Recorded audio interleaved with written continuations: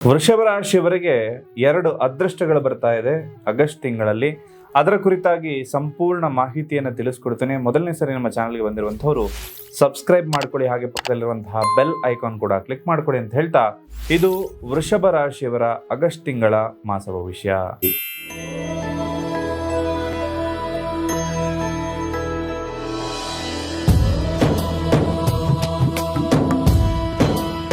ಮೊದಲಿಗೆ ಈ ಮಾಸದಲ್ಲಿರ್ತಕ್ಕಂತಹ ಗ್ರಹಗತಿಗಳ ಬದಲಾವಣೆ ಏನು, ಅದರಿಂದ ನಿಮಗೆ ನಿಮ್ಮ ಜೀವನದಲ್ಲಿ ಯಾವ ಯಾವ ಬದಲಾವಣೆಗಳು ಆಗುತ್ತೆ, ಯಾವುದು ಲಾಭ ಯಾವುದು ನಷ್ಟ, ಎಲ್ಲವನ್ನು ಕೂಡ ಪರಿಪೂರ್ಣವಾಗಿ ನೋಡ್ಕೊಬರೋದಾಯ್ತು ಅಂದ್ರೆ, ಆಗಸ್ಟ್ 1ನೇ ತಾರೀಕಿಗೆ ಶುಕ್ರ ಕನ್ಯಾ ರಾಶಿಯ ಪ್ರವೇಶ ಮಾಡ್ತಕ್ಕಂಥದ್ದು. ಆಗಸ್ಟ್ 2ನೇ ತಾರೀಕು ಮಿಥುನಕ್ಕೆ ಕುಜಗ್ರಹದ ಪ್ರವೇಶ ಆಗುತ್ತೆ. ಹಾಗೆ 5ನೇ ತಾರೀಕಿಗೆ ವಕ್ರಿಯಾಗಿದ್ದಂತಹ ಬುಧ ಏನಿದಾನಲ್ಲ, ಅವನು ಕರ್ಕಾಟಕ ರಾಶಿಗೆ ಆಗಸ್ಟ್ 5ಕ್ಕೆ ಪ್ರವೇಶ ಮಾಡುತ್ತಾನೆ. ಹಾಗೆ 17ಕ್ಕೆ ಸಿಂಹ ರಾಶಿಗೆ ಸೂರ್ಯ ತನ್ನ ಸ್ವಕ್ಷೇತ್ರಕ್ಕೆ ಒಂದು ಪಾದಾರ್ಪಣೆಯನ್ನು ಮಾಡ್ತಕ್ಕಂಥದ್ದು.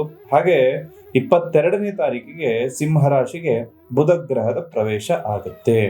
ಇದಿಷ್ಟು ಈ ಮಾಸದಲ್ಲಿರ್ತಕ್ಕಂತಹ ಮೇಜರ್ ಟ್ರಾನ್ಸಿಷನ್ ಆಗಿರುತ್ತೆ, ಅಂದ್ರೆ ಗ್ರಹಗತಿಗಳ ಬದಲಾವಣೆಗಳಾಗಿರುತ್ತೆ. ಇದರಿಂದಾಗಿ ನಿಮ್ಮ ಜೀವನದಲ್ಲಿ ಯಾವ ರೀತಿಯ ಬದಲಾವಣೆಗಳಾಗುತ್ತೆ ಅಂತ ಹೇಳಿ ತಿಳ್ಕೊಳ್ಳೋಣ.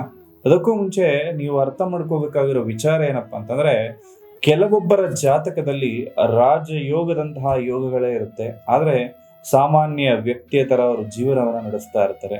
ಇನ್ನು ಕೆಲವರ ಜೀವನದಲ್ಲಿ ಯಾವುದೇ ಯೋಗ ಇಲ್ಲ ಇದ್ರೂ ಕೂಡ ದಿನದಿಂದ ದಿನಕ್ಕೆ ಅಭಿವೃದ್ಧಿಯನ್ನ ಕಾಣ್ತಾರೆ. ಅದಕ್ಕೆ ಮೂಲ ಕಾರಣ ಏನಪ್ಪಾ ಅಂತಂದ್ರೆ, ತಮ್ಮ ಜಾತಕವನ್ನ ಅವರು ಪರಿಶೀಲನೆ ಮಾಡಿಕೊಂಡು ನನಗೆ ಯಾವ ದಾರಿಯಲ್ಲಿ ಹೋದ್ರೆ ಸಕ್ಸಸ್ ಸಿಗುತ್ತೆ, ಯಾವುದು ಲಾಭ ಯಾವುದು ನಷ್ಟ ಅಂತ ಹೇಳಿ ಪರಿಪೂರ್ಣವಾಗಿ ತಿಳ್ಕೊಂಡಿರ್ತಾರೆ.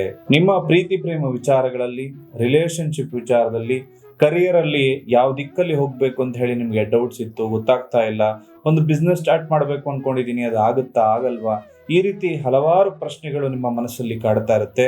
ಎಲ್ಲದಕ್ಕೂ ಕೂಡ ದಾರಿದೀಪವಾಗಿ ನಿಮ್ಮ ಜನ್ಮ ಜಾತಕವನ್ನ ಇಟ್ಕೊಂಡು ಅದಕ್ಕೆ ಸೂಕ್ತವಾದ ಪರಿಹಾರವನ್ನು ನೀವು ಕಂಡುಕೊಳ್ಬಹುದು.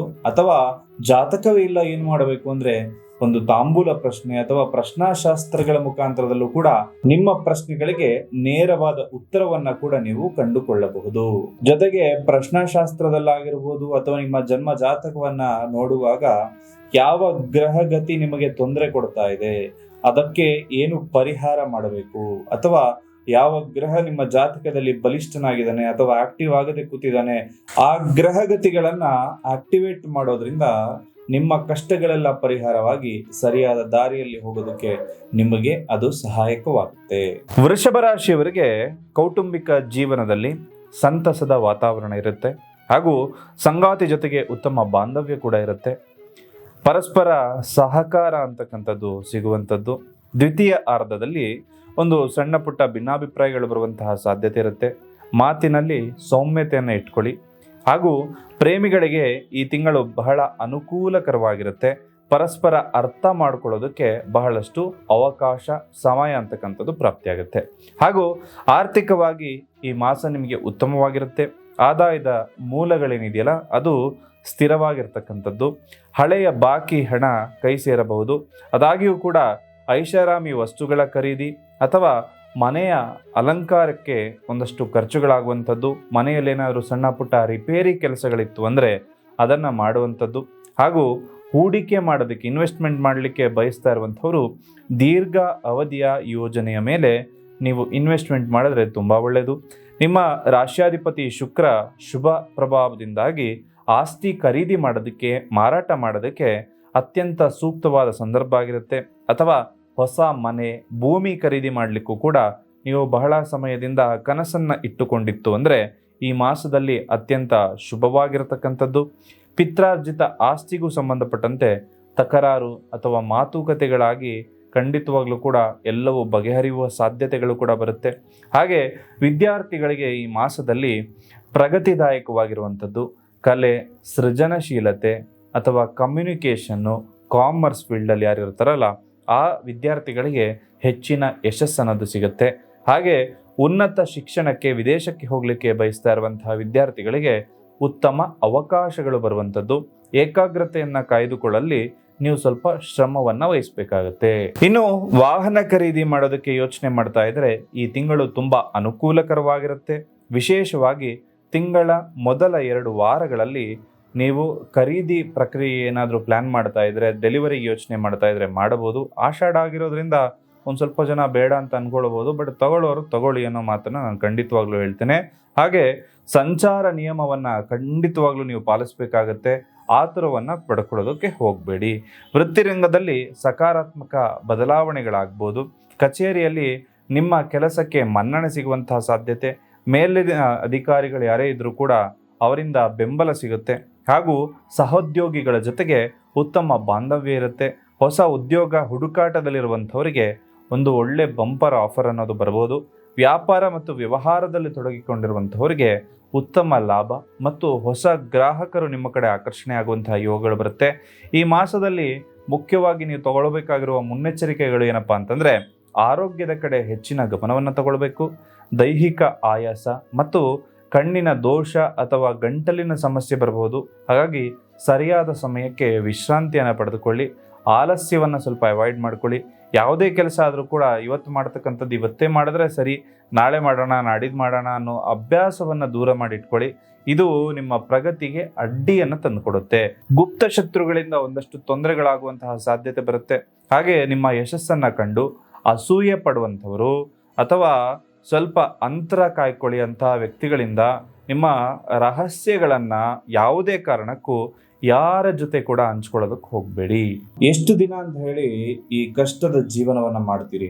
ನೀವು ಕೂಡ ಹೊರಗಡೆ ಬರಬೇಕು, ನಾವು ಕೂಡ ಸುಖವಾಗಿರಬೇಕು ಅಂತಕ್ಕಂಥ ಒಂದು ಅಭಿಲಾಷೆ ಪ್ರತಿಯೊಬ್ಬರ ಮನಸ್ಸಿನಲ್ಲಿ ಇರ್ತಕ್ಕಂಥದ್ದು ಸರ್ವೇ ಸಾಮಾನ್ಯ.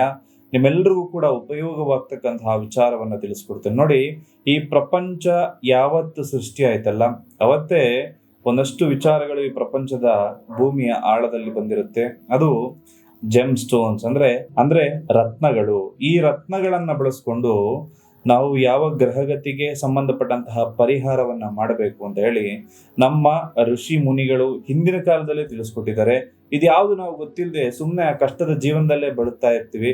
ಆ ಕಷ್ಟದಿಂದ ಹೊರಗಡೆ ಬರ್ಲಿಕ್ಕೆ ಈ ರತ್ನವನ್ನ ಬಳಸ್ಕೊಂಡು ನೀವು ಕೂಡ ಅಭಿವೃದ್ಧಿಯನ್ನ ಕಾಣ್ಬೋದು.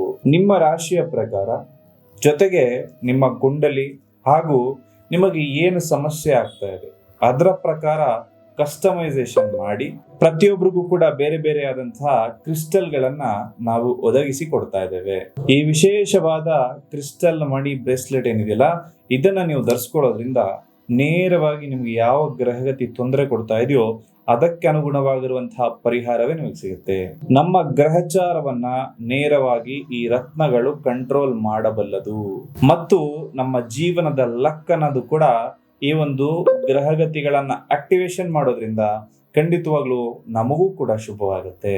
ನಿಮಗೂ ಕೂಡ ಈ ವಿಶೇಷವಾದ ಮಣಿಗಳು ಬೇಕಾಗಿದ್ದಲ್ಲಿ ಸ್ಕ್ರೀನ್ ಮೇಲೆ ಕಾಣ್ತಾ ಇರುವ ನಂಬರ್ಗೆ ಒಂದು ವಾಟ್ಸಪ್ ಮಾಡಿ, ಬ್ರೇಸ್ಲೆಟ್ ಬೇಕು ಅಥವಾ ಕ್ರಿಸ್ಟಲ್ ಮಣಿಗಳು ಅಂತ ಹೇಳಿ ನಿಮಗೆ ಸಂಪೂರ್ಣವಾದ ಮಾಹಿತಿಯನ್ನ ನಾವು ತಲುಪಿಸ್ಕೊಡ್ತೇವೆ. ಈ ಮಾಸದಲ್ಲಿ ವೃಷಭ ರಾಶಿಯವರು ಮಾಡಬೇಕಾಗಿರುವ ಪರಿಹಾರಗಳು, ಜೊತೆಗೆ ನಿಮ್ಮ ಶುಭ ಫಲವನ್ನ ಹೆಚ್ಚಿಸಲಿಕ್ಕೆ ಈ ವಿಶೇಷ ತಂತ್ರ ಪರಿಹಾರವನ್ನು ಕೂಡ ನೀವು ಮಾಡಬಹುದು. ಲಕ್ಷ್ಮಿಯ ಆರಾಧನೆ ಮಾಡತಕ್ಕಂಥದ್ದು. ವೃಷಭ ರಾಶಿಯ ಅಧಿಪತಿ ಶುಕ್ರ ಆಗಿರೋದ್ರಿಂದ ಪ್ರತಿದಿನ ಪ್ರತಿ ಶುಕ್ರವಾರ ಲಕ್ಷ್ಮೀ ದೇವಿಯ ಆರಾಧನೆ, ಲಕ್ಷ್ಮಿ ಅಷ್ಟೋತ್ತರವನ್ನ ಹೇಳ್ತಕ್ಕಂಥದ್ದು ಶುಭವನ್ನು ತಂದುಕೊಡುತ್ತೆ. ಬಿಳಿ ವಸ್ತುಗಳ ದಾನವನ್ನು ಮಾಡ್ತಕ್ಕಂಥದ್ದು. ಶುಕ್ರವಾರದ ದಿವಸ ಬಡವರಿಗೆ ಅಥವಾ ದೇವಸ್ಥಾನಕ್ಕೆ ಹಾಲು, ಮೊಸರು, ಸಕ್ಕರೆ ಅಥವಾ ಬಿಳಿ ಬಟ್ಟೆಯನ್ನು ದಾನ ಮಾಡಿದ್ರೆ ತುಂಬ ಶುಭ ಆಗುತ್ತೆ. ಹಸಿರು ಹುಲ್ಲನ್ನು ಹಸುವಿಗೆ ನೀಡತಕ್ಕಂಥದ್ದು. ಬುಧವಾರದ ದಿನ ಈ ಕೆಲಸ ಮಾಡಿದಾಗ ಅಥವಾ ಈ ಪಾಲಕ್ ಸೊಪ್ಪು ಅಂತ ಬರುತ್ತೆ, ಇದನ್ನು ನೀವು ಕೊಟ್ಟಾಗ ನಿಮಗೆ ಬುಧಗ್ರಹದ ಅನುಗ್ರಹ ಬಂದು ಖಂಡಿತವಾಗ್ಲೂ ಧನದಾಯಕವಾಗಿರ್ತಕ್ಕಂತಹ ಒಂದು ಬೆಳವಣಿಗೆ ನಿಮ್ಮ ಜೀವನದಲ್ಲಾಗುತ್ತೆ. ನಿಮ್ಮ ಜೀವನದಲ್ಲಿ ಪ್ರೀತಿ ಪ್ರೇಮ ವಿಚಾರದಲ್ಲಿ, ಗಂಡ ಹೆಂಡತಿ ಜೀವನದಲ್ಲಿ ಏನಾದರೂ ತೊಂದರೆಗಳಾಗ್ತಾ ಇತ್ತು, ಕೆಲಸದಲ್ಲಿ ಅಡೆತಡೆಗಳಾಗ್ತಾ ಇತ್ತು, ಕರಿಯರಲ್ಲಿ ಯಾವ ದಿಕ್ಕಲ್ಲಿ ಹೋಗಬೇಕು ಅನ್ನೋ ಗೊತ್ತಾಗದೆ ತೊಂದರೆಗಳಾಗ್ತಾ ಇತ್ತು ಅಂದರೆ ನೇರವಾಗಿ ಬಂದು ಭೇಟಿ ಮಾಡಿ. ಶಾಸ್ತ್ರೋಕ್ತ ಸುಲಭ ಪರಿಹಾರವನ್ನು ನಿಮಗೆ ತಿಳಿಸ್ಕೊಡ್ಲಾಗುತ್ತೆ. ನೀವು ಅಂದುಕೊಂಡ ಕೆಲಸ ಕಾರ್ಯಗಳೆಲ್ಲವೂ ಕೂಡ ಆಗಸ್ಟ್ ಮಾಸದಲ್ಲಿ ಸಂಪೂರ್ಣವಾಗಲಿ ಅಂತ ಹೇಳಿ ಆ ಭಗವಂತನಲ್ಲಿ ಪ್ರಾರ್ಥನೆಯನ್ನು ಮಾಡ್ತಾ ಸರ್ವೇ ಜನಃ ಸುಖಿನೋ ಭವಂತು.